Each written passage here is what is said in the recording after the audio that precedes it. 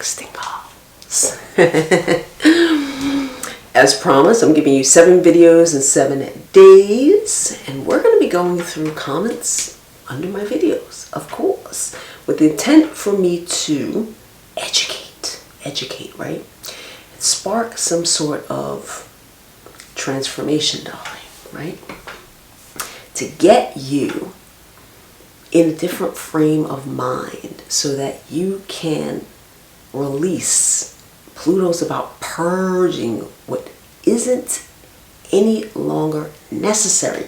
It's so easy to hold on to things that are no good for you.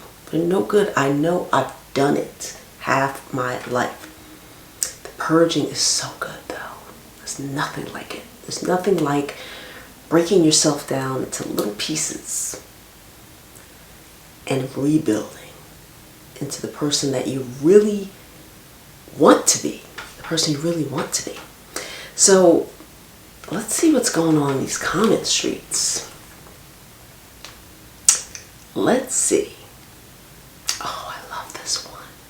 I love it. Scorpios have weak game. I don't know what the game is.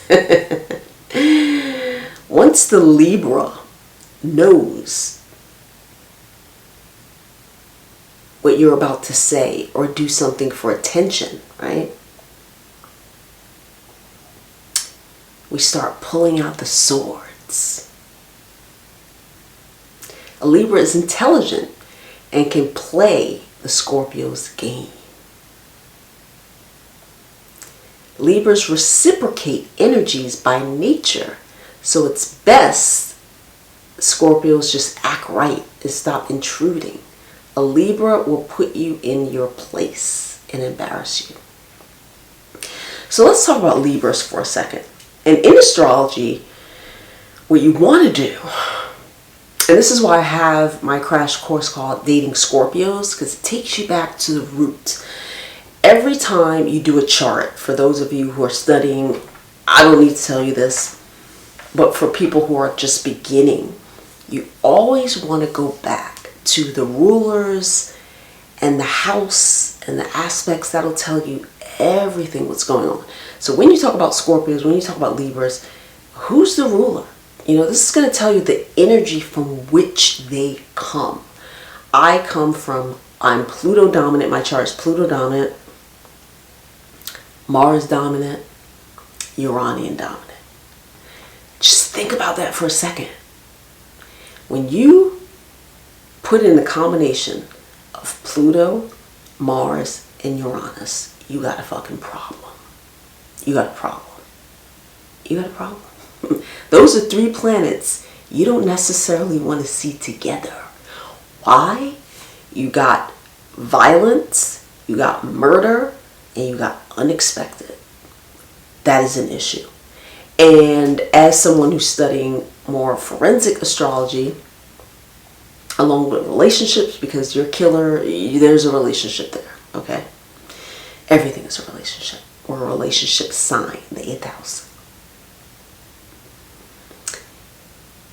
I would say the majority of murders, the charts that I look at, Pluto, Mars, Uranus, and we can add Saturn in there. So there's me, you know, in a nutshell. Pluto, Mars, Uranus, and freaking Saturn. Now, let's look at Libra.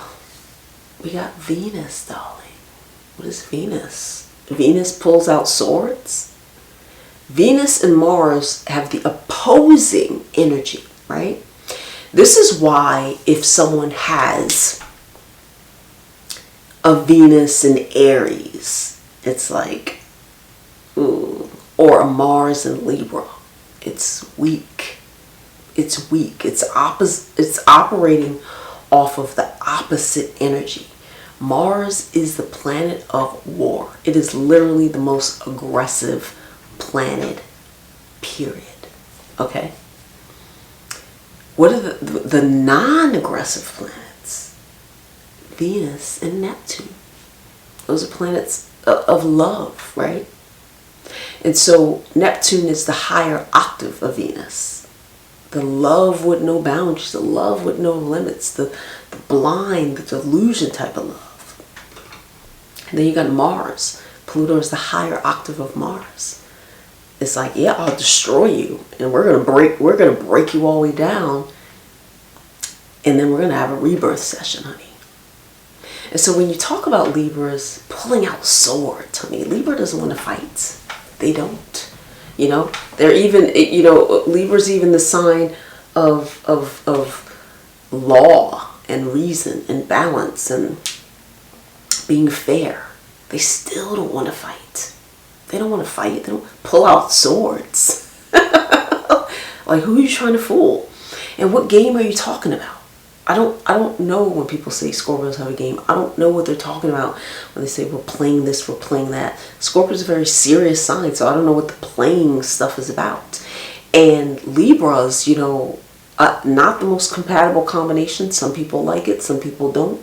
Do you, honey? You know, if you find a Libra and you're a Scorpio and you like it, and you know the contrary, go for it.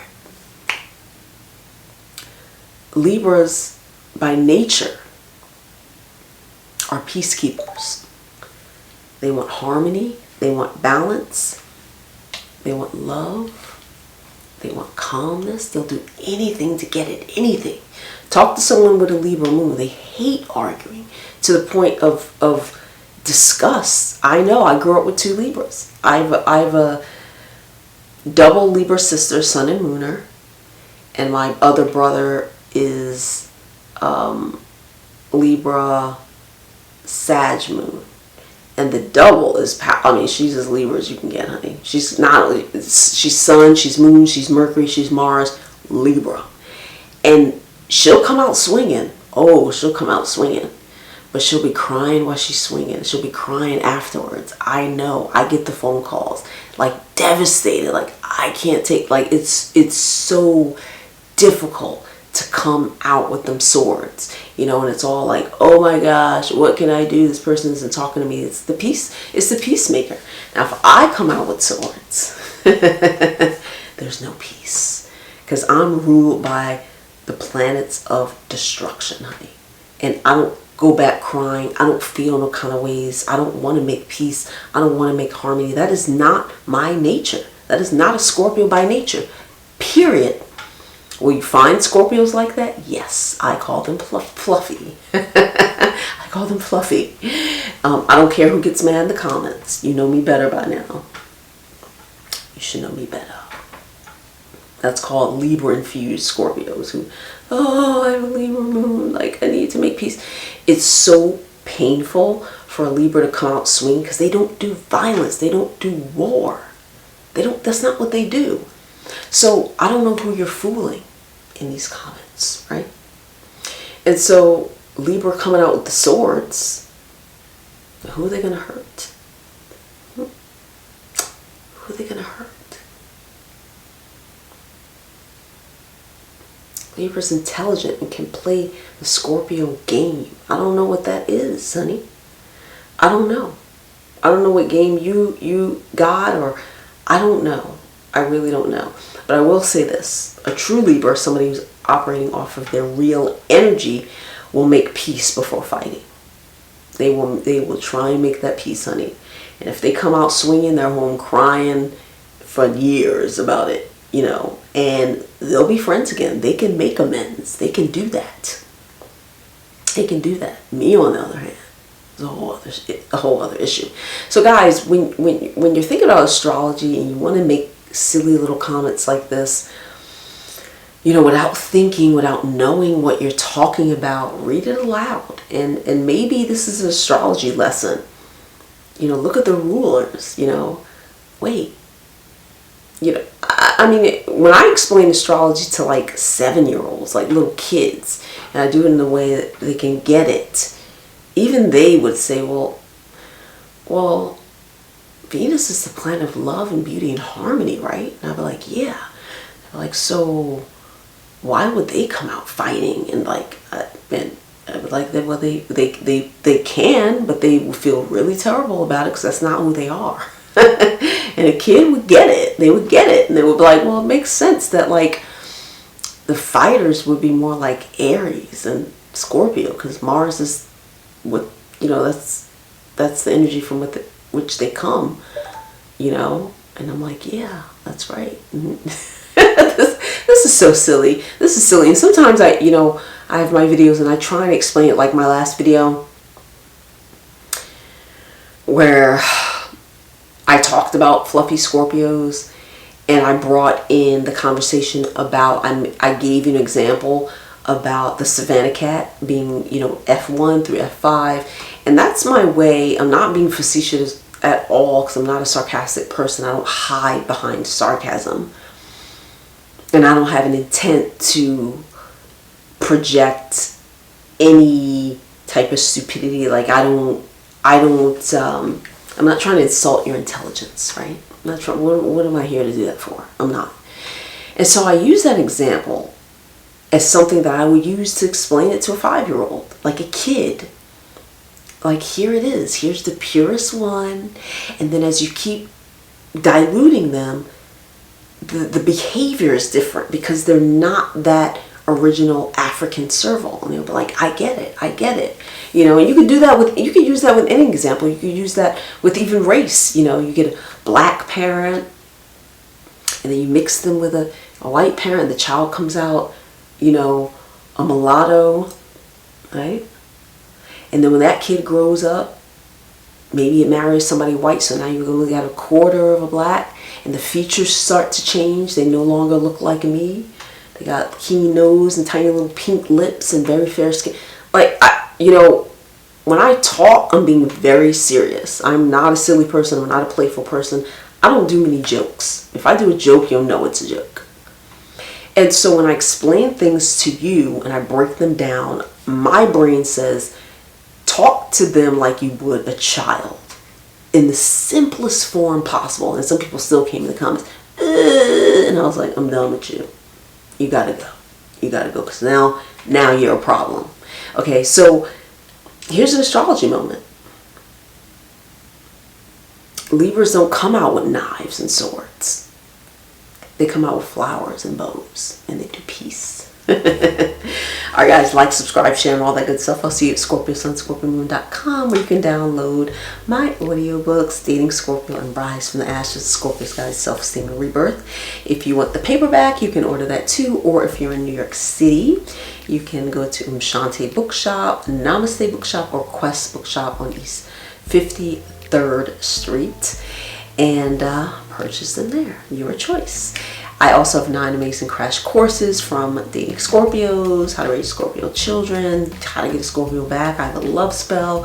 I have an amazing affirmation download to get you into that subconscious, to program yourself to speak to yourself better, to ingrain things that really are at your core.